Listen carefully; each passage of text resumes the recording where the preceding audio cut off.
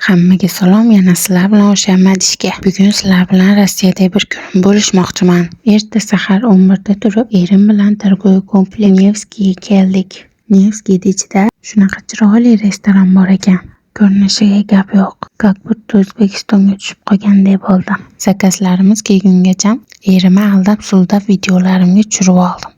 Qaranglar, qanaqa chiroyli juftligimiz-a?